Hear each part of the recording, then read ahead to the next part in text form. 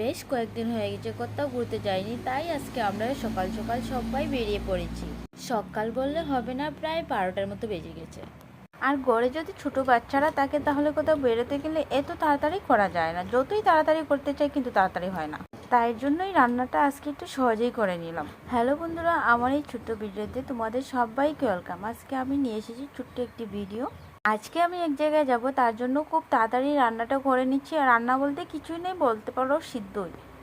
ওইদিকে ডাল আলু সিদ্ধ করেছি, আর ওইদিকে টমেটো পুরি একটু চাটনি করেছি, যেটা মামামের পাপা বলে দিয়েছিল টমেটো পুরি চাটনি করার জন্য। প্রথমে তো শুধু আমি ডাল সিদ্ধই করেছিলাম। তো খাওয়া দাওয়া শেষ করে তারপর আমি চলে গেলাম আমার মেয়েকে রেডি করার জন্য। আমিও শাড়ি টাড়ি পরে দিয়েছি, সব কিছু প্রায় রেডি, শুধু মানে সিঁদুরটা পরা হয়নি আর মামামকে রেডি করার বাকি রয়েছে। আমি কি রেডি হবো, এদেরকে রেডি করতে আমার এত সময় লাগে, সব টাইম এদের কাছেই চলে যায়।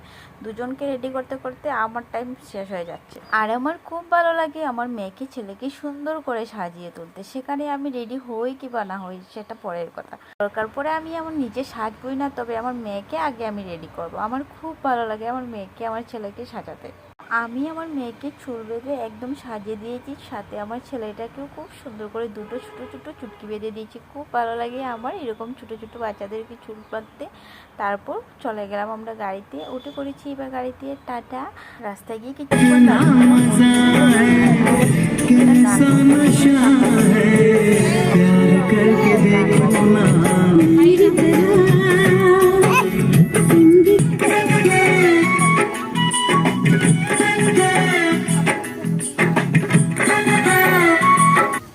রাস্তায় গিয়ে কিছুক্ষণ দাঁড়িয়েছিলাম, ট্রেন এসেছিল তার জন্য গেট ফেলে দিয়েছে। আর ওই দিন ছিল ওই গেট, তার জন্য একটু ভিড় ছিল।